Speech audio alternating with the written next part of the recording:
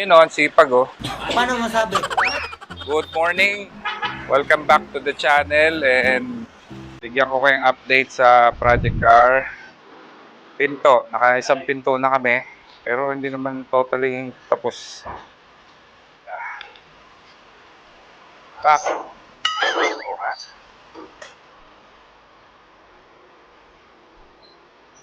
Tapos na. One down. Ngayon, dito naman, ganun pa rin. Walang masyadong progress. Pero, nakahanap ako ng katulong sa Masilya. Ito, si Ambo. O, kaway-kaway muna, Ambo. Bago makita ni Tulpo. Ayan, pinapamasilya ko na at hindi kaya ng powers ko magmasilya. Kailangan hindi basta-basta natututunan. Kailangan buhos ka ng maraming oras at panahon para matuto ka. Ayan. Papamasilya na natin buo. Yung may mga tama lang naman. Kasi yung iba, kahit walang tama, minamasilyahan. Hindi ko malaman kung bakit. Binabalutan talaga ng masilya. So, mali yun. Ito yung gawa ko. Mukhang tanga. Lilihain na lang yan. Dito sa bubong, merong bugbog dito kasi nakaumbok to dati. So, dito ako sa shop ngayon. Ayan, may customer. Maulan dito lately. Pero ngayon walang ulan. Yung alang makulimlim.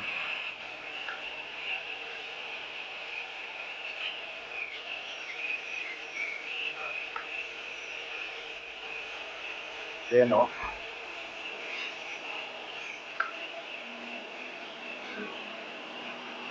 So, ito yung tira ko. Yung nakaraan, naubos niya na. And then, meron pang isang galon doon. Ayan. Puro lang isang galon. 500 plus lang. Ito yung brand na ginamit ko. Glasurit. Ito nga palang engine bay na lagyan ko na rin ng seam sealer. Lahat. Basta lahat ng pwedeng pasukan ng tubig at dumi.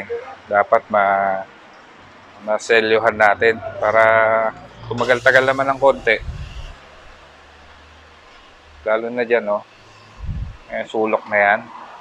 Ito. Notorious yan sa pagkakaroon ng kalawang. Meron na rin sa kabila. Saka dito. Yan. Lalo na yung loob. Dito. Kasi dito ang pasok ng tubig. Dito babagsak. So sisiksik yan dyan. Huwag masyado pakapalin ng ambo, ah. So gusto kong pag-apply ng masilya, yung hindi dadaanin sa kapal, kundi sa ganda ng pagkabata. Kasi mas makapal, mas pangit. Pag tinoktok mo, alam mo magtutunog karton. Itong trunk, may mga hinang din dito, tatakpan natin yan. Alright, bago tayo magpatuloy sa video natin, gusto ko lang mag-extend ng shoutout sa mga sumusuporta sa channel. Unang-una kay Jesus Labriaga. Boss, salamat sa pagboto mo kung anong ikukulay ko rito at salamat sa panonood. Shoutout sa iyo dyan, kung nasaan ka man, ingat. Susunod si kay Sir Rigo ng Baguio City. Nakaabot pala sa Baguio yung video ko. Salamat boss sa panonood at sa mga kapwa nating mga kabaks dyan. Sana mai-share mo ang video natin. Okay? Dito nga pala located yung shop ko along National Highway sa Ilwas, Manganbaca boundary. Subic. Ito po, Ilwas to. Pagdating nyo dyan sa kanto, boundary na ng Manganbaca. So ito po ang shop ko. Ong-ongs. Hindi. Pongpongs po talaga yan. Nangupas lang yung letter P. Kasi kulay pula yung letter P dati. Ngayon eh, hindi na mabasa. Ayan po. Mayroon din kaming tindang ukay-ukay dito. Ayan. Mura na, marumi pa. So sa mga maliligaw dito sa Subic, pasyal lang po kayo dito sa shop ko para makilala ko kayo at makita nyo yung project car ko. Oy, pre! Uy!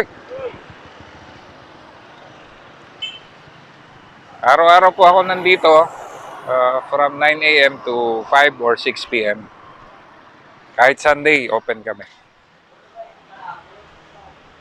Yung mga bagong mamasilyahan nga pala, halimbawa ito, gagasgasin muna ng liha, kahit 360 na liha, or huwag masyadong magaspang kasi matatanggal yung primer, bali wala. Gagasgasin lang para may pagkapitan. Ayan, gaya yung ginagawa niya.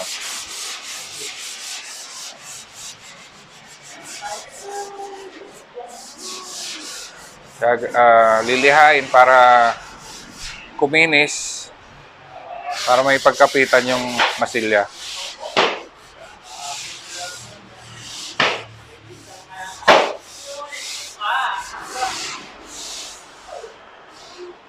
And then pag nalihan na, pag ready ng batakan ng masilya, papahiran muna namin ng isopropyl alcohol para matanggal yung mga langis-langis.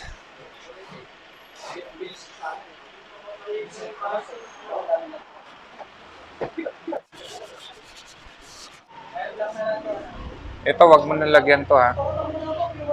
Kasi ano to, kumbaga malinis na to eh. Buo na yan eh. Ito na lang. Kasi ito, walang dugtong dito. Ito lang meron. Simula dyan. Lagyan mo lang. Mahalaga matakpan yung sa gilid eh. Ayan o. Ito, wag mo nang lagyan. Ayan na lang gilid.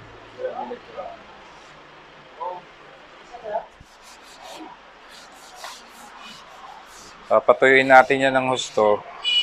Pag tuyo na, pwede na lihain.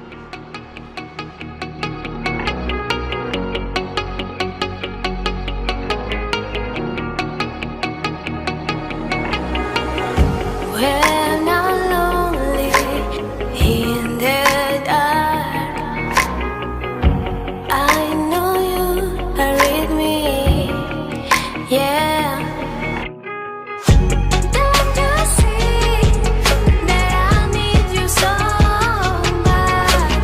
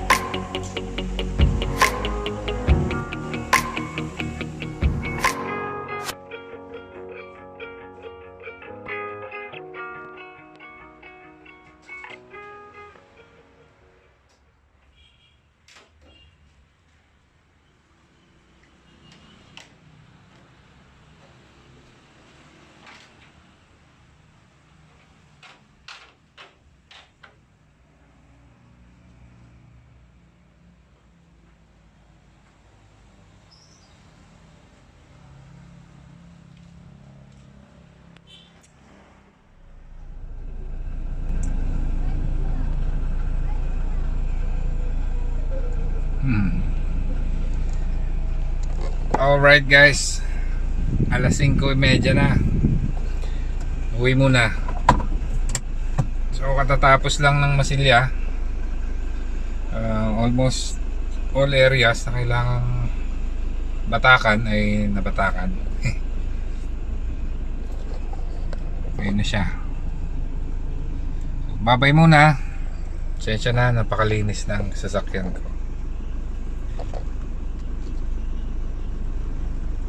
So guys, maybe you're wondering bakit hindi ako nagmasilya. Kakailanganan natin ng matinding pagpapractice at mahaba-habang panahon para ma-master. Hindi pala ganun kadali. Kaya hindi pala ganun kadaling magmasilya. Hindi ganun kabilis matuto.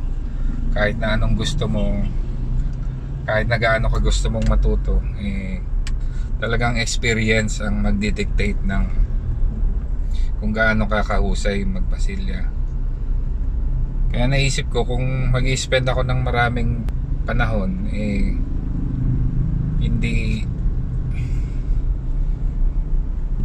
hindi po pwede kasi nga gusto ko na matapos tong project ko as soon as possible. So kinontak ko si Ambo. Si Ambo ay tiga sa amin. Siya rin ang tumulong sa akin noon way back 1999 or year 2000, yung pininturahan ko yung una kong backstyle. So parang ano nga deja vu. Ito na naman kami, dalawa ulit kami. Okay naman yung kinalabasan. Papalagpasin muna natin ng at least a week. Kung may chance tayo, ibibilad natin sa araw para tuyong-tuyo yung masilya. Hindi dapat kasi pinapatungan agad ng primer or pintura yung bagong masilya kasi nagko-contract yan overtime. Kailangan talaga hintayin mong matuyo para pagpatong mo ng pintura hindi magmamapa, hindi babakat dahil tapos na siya mag-contract. Okay, uwi muna ako sa bahay and salamat sa panonood nyo. To be continued ulit. And sana sa susunod na video ay andyan pa rin kayo. Okay? Salamat nga pala sa mga subscribers at sa mga bago pa lang sa aking channel. Mag-subscribe na kayo. Okay? Maraming salamat and I will see you on the next video. Bye! I'm the one you ride to.